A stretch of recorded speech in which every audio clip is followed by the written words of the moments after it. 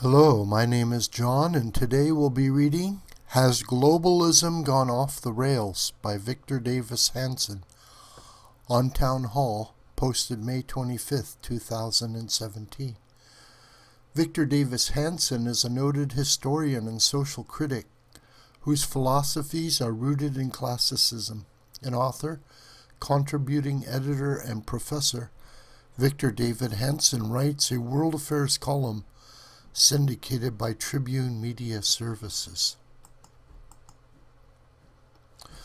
The West that birthed globalization is now in open revolt over its own offspring. From here in Eastern Europe to Southern Ohio, about half of the population in Europe and the United States seems to want to go back to the world that existed before the 1980s, when local communities had more control of their own destinies and traditions. The Czech Republic, to take one example, joined the European Union in 2004, but has not yet adopted the euro and cannot decide whether the European Union wisely prevents wars of the past being repeated or recklessly strangles freedom in the manner of the old Soviet Union, or both. In places devastated by globalization, such as southern Michigan or parts of France, underemployed youth in their mid-20s often live at home in prolonged adolescence without much hope of enjoying the pre-globalized lifestyles of their parents.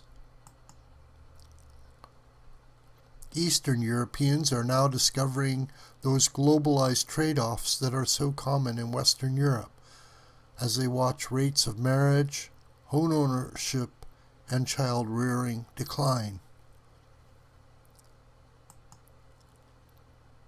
One half of the West, the half that lives mostly on the sea coasts of America and Western Europe, loves globalization.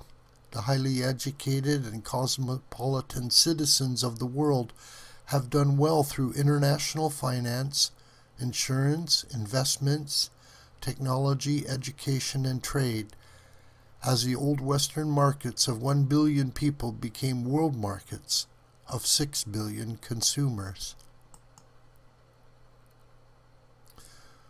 These coastal Westerners often feel more of an affinity with foreigners like themselves than their fellow countrymen who live 100 miles inland, and they are not shy in lecturing their poorer brethren to shape up and get with their globalized program.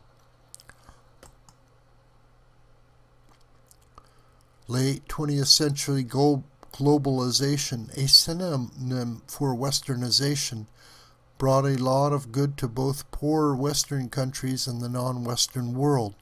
Czech farmers now have equipment comparable to what is used in Iowa. Even those who live in the Amazon basin now have access to antibiotics and eyeglasses. South Koreans have built and enjoyed cars and television sets as if they invented them. But all that said, we have never really resolved the contradictions of globalization.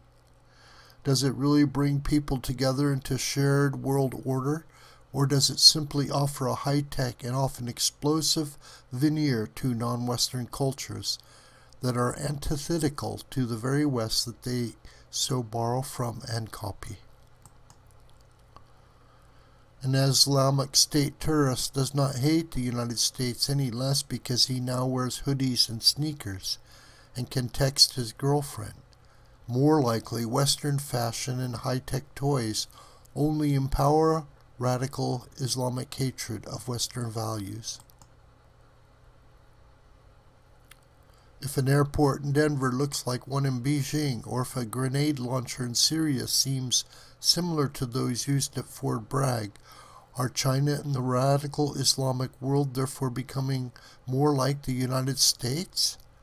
Or are they adopting Western ideas and weapons while accentuating their far deeper cultural and historical differences? Iran is desperate for nuclear technology originally spawned from the Great Satan in order to better destroy the Great Satan. Another paradox of globalization is a new passive-aggressive attitude inside the West. Elites who benefit from westernized globalization often gain enough wealth and leisure to have the latitude to trash it, almost as a way of dealing with their own guilt over their exalted status. At no time in the history of Western civilization have American college students ever been so pampered, with latte bars, trauma counselors, rock climbing walls, and upscale student unions, and yet so critical of the very global civilization that guaranteed them such bounty.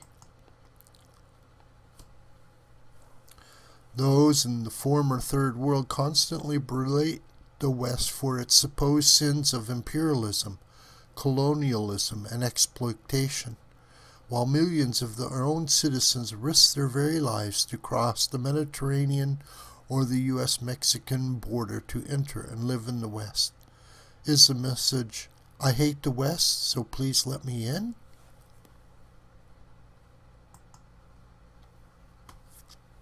The cult of multiculturalism is also a paradox.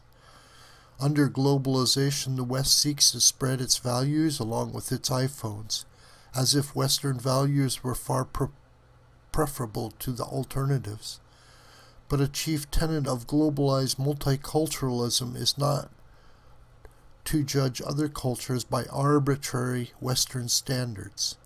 Many Western elites implicitly believe that their own ideas about democracy, treatment of minority groups, and equality under the law are superior to the alternatives elsewhere. And some expect the rest of the world to eventually look like Malibu, Palo Alto, or the Upper West Side of Manhattan. So if Iran or Chechnya opposes gays, or if traditional Arab societies institutionalize female genital mutilation, are they homophobic and misogynist, or merely different? And do Westerners look the other way at phobias and oppression abroad, even though they would never do so at home? In truth, globalization is a mere amphetamine. It speeds things up and alters superficial behavior. But let us not fool ourselves into thinking that globalization has fundamentally altered the nature and culture of those it hooks. This video is a production of the School of the White Crane. My name is John Brooker, and you can reach me through commentary on this video or through my Gmail listed here. Please share this video with family and friends and also on social media. May God richly bless you.